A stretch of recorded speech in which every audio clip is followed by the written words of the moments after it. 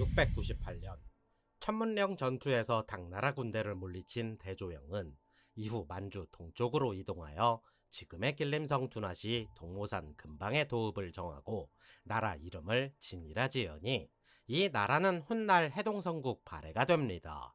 대조영은 발해 첫 국왕으로서 698년부터 719년까지 약 21년간 재위하였으나 창업 군주이자 당시 동북아시아에서 절대적인 국력을 자랑했던 나라를 건국했음에도 그 기록은 실로 미천한 상황입니다. 발해와 관련된 기록은 중국 사서 및 열전에 적혀있는 극히 일부분만 전해지고 있으며 대조영과 관련된 기록도 딸랑 한 줄에 불과할 정도로 매우 빈약한 상태입니다. 대부분 나라가 망했다거나 나라가 오래 지속되지 못했다고 하면 기록이 없어도 그럴 수 있겠구나 싶은데 나름 200년 이상 지속된 강국임에도 불구하고 기록이 없다는 것은 여러모로 안타까운 상황입니다. 뿐만 아니라 대조영의 출신, 대조영의 가계도는 각 기록들마다 천차만별 내용이 다를 뿐만 아니라 그 기록들조차 신뢰도가 매우 낮은 상황이기 때문에 수많은 학자들이 발해 역사에 대해 연구하는 지금까지도 매우 애를 먹고 있습니다. 다만 구당서 기록에 따르면 발해 말갈 대조영은 고구려의 별종이다 라고 기록되어 있고 신당서 기록에는 발해는 원래 송말 말갈로서 고구려에 붙은 자로 성은 대씨이다 라고 기록된 것으로 미루어 보아 대조영은 송말 말갈 태생으로 고구려 출신임을 밝히고 있습니다. 덧붙여 삼국유사 기록에는 고구려 옛 장군 조영의 성은 대씨이며 고구려 유민을 모아 나라를 세워 발해라고 하였다라고 기록하고 있는 만큼 대조영의 출신 성분에 대해서는 갖가지의 설들이 있지만 발해는 고구려의 유지를 이어받던 나라라고 보고 있는 상황입니다. 여기에 제왕 운기, 고려사, 고려사전료에도 발해는 송말 말갈로 고구려인 대조영이 발해를 세웠다고 기록한 만큼 발해는 고구려의 역사이자 대한민국의 역사라고 봐도 무방하다 보여집니다. 그러나 만주지방 역사에 대한 관점은 나라마다 다소 상이한 부분들이 있는데 중국과 러시아는 말갈족의 역사라고 인식하는 반면 한국과 북한, 일본은 고구려의 역사라고 인식하고 있다는 점입니다. 특히나 말갈족은 군사적 능력이 매우 뛰어나 고구려와 함께 주변 국가들과 많은 전투에 참전했으며 고구려가 영토를 넓혀가는 시점에 대조영의 조상들도 고구려로 이주해 고구려인이 된 것으로 보고 있습니다.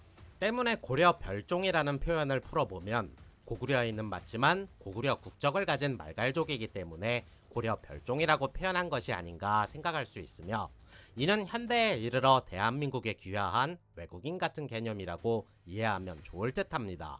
그래서 대조영도 군사적 능력을 인정받아 고구려에서 장군으로 활약하지 않았을까 추측하고 있으며 고구려가 멸망하고 그들의 세력들을 규합해 발해를 건국한 것이 아닌가 보고 있습니다. 아무튼 대조영은 나라를 건국하고 지금의 동모산 일대를 중심으로 두만강 상류, 백두산 일대를 아우르는 영토를 갖게 되었으며 나라를 빠르게 안정시키기 위해 노력하였습니다. 그래서 무주공산이던 옛 고구려의 만주지방 영토를 빠르게 회복해 나갔으며 당나라와의 전면전은 최대한 피하기 위해 그들과 화친을 맺고자 했고 신라에 사신을 보내 자신들이 고구려의 뒤를 잇는 나라라고 선포하기도 했습니다. 이후 713년이 되자 당나라에서는 지금의 보아이만을 영토로 삼는 발해 군왕이라 책봉하며 진국을 국가로서 인정해 주었으며 진국은 이때부터 나라 이름을 발해라고 바꾸게 됩니다. 719년 발해 창업군주 고왕 대조영이 사망하자 그의 장남 대무해가 즉위하게 되니 이가 바로 발해 2대 국왕 무왕이 됩니다. 무왕은 연호를 이난으로 고치고 발해 주변 국가들을 점령해 나가기 시작했는데 당나라에서는 이러한 발해의 팽창 정책이 크게 거슬렸고 점점 눈엣 가시처럼 인식하게 됩니다.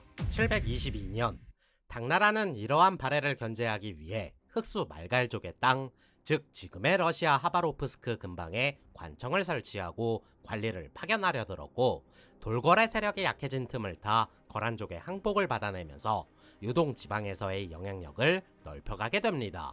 때문에 동북 방면의 안정과 발해를 견제하기 위한 방법으로 흑수 말갈족을 포섭해 양쪽에서 발해를 저지하려고 계획하였으나 무왕은 자신들에 대한 도전이라 인식하곤 아들이자 왕자 대도리행을 당나라로 보내 항의하기도 했습니다. 그러나 당 현종이 묵묵부답 응답이 없자 이게 또 괘씸했던 무왕이 자신의 동생 대문예에게 군사를 주어 흑수 말갈족을 공격하게 하였는데, 당나라를 크게 동경하던 대문예는 무왕을 뜯어말리며 전쟁을 피할 것을 간청하게 됩니다.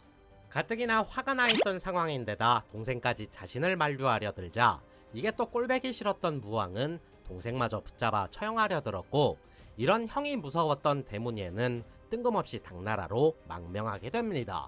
이러한 양국의 긴장감이 드높아지는 와중에 발해 사신으로 당나라에 가 있던 왕자 대도리행이 그곳에서 갑작스레 사망하는 일이 발생하면서 동생 일부터 아들 일까지 제대로 열이 뻗친 무왕은 당나라를 공격하기 위해 이를 갈고 있던 찰나 732년 두 나라의 긴장감이 극도로 높아졌을 때쯤 무왕은 장문휴에게 군사를 내어주곤 등주, 즉 지금의 칭다오시가 있는 산동성을 공격해 자사 위준을 사로잡아 처형하니, 이듬해 733년 당나라도 군사를 일으켜 발해를 공격할 준비를 하게 됩니다.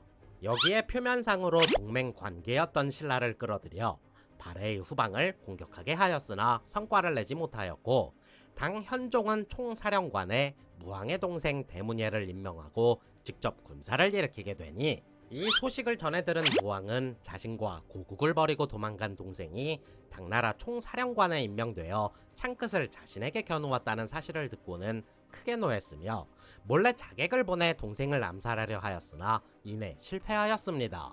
때문에 당나라에서는 발해를 토벌해 당나라군의 위험을 드높여야 한다는 여론이 거세졌고, 결국 현종이 직접 군사를 이끌고 출병하니 무왕도 이에 뒤질세라 군사를 일으켜 만리장성 근방에 있는 마도산으로 진격하게 됩니다. 결국 당나라와 발해의 군대는 마도산에서 맞붙었으나 전투는 의외로 발해군의 대승으로 끝이 났으며 당나라 군대는 발해군에게 격파되어 참패를 당하고 말았습니다.